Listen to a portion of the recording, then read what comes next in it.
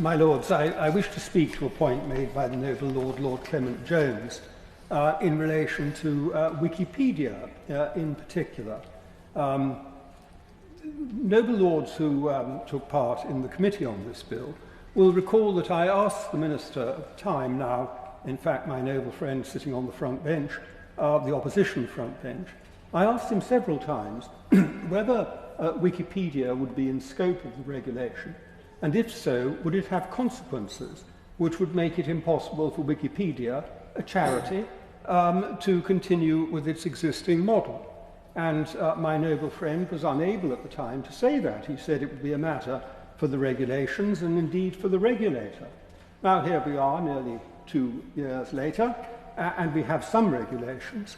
And I have the same question to put to the noble Lord the Minister on the Treasury bench today, because it appears to me, and I must say I have no interest to declare except that I'm an inveterate user of Wikipedia, but it seems to me, as the noble Lord Clement Jones said, that we're left still in a state of confusion about this. If one looks at paragraph 3 of the instrument, for large sites, those with more than 34 million users, 2 criteria have to be met. One is that it has that number of users or more, and the other is that it uses a content recommender system. And if we look at subsection 2 of that paragraph, we see that a content recommender system is so broadly defined.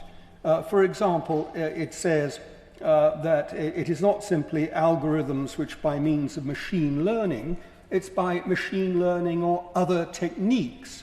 And the verb is not simply determines, but determines or otherwise affects the way in which regulated user-generated content of a user, whether alone or with other content, may be encountered by other users of the service. Now, Wikipedia does indeed use techniques for sending people articles and information that relate to what they've shown an interest in the past. Would it be caught or would it not? What is the consequence of Wikipedia being caught?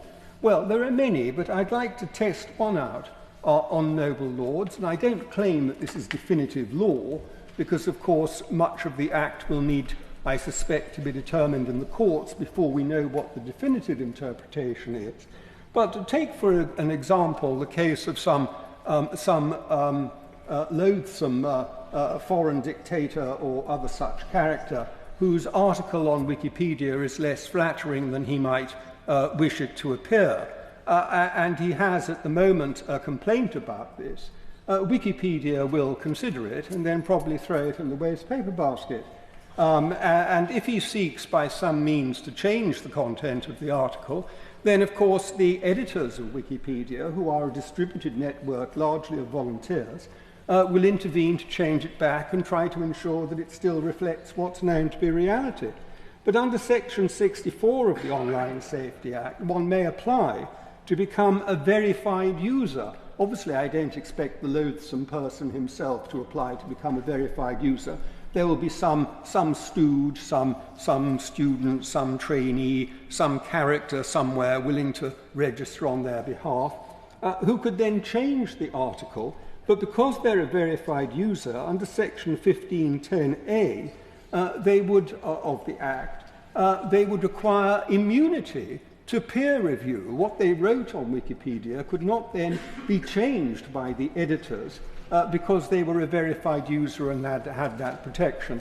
I offer that as a genuine possibility, a real possibility. As I say, I'm not a lawyer, noble lords know that. And it may be that this could be tested in the courts and found otherwise, but on the face of it, it appears that that sort of consequence would accrue.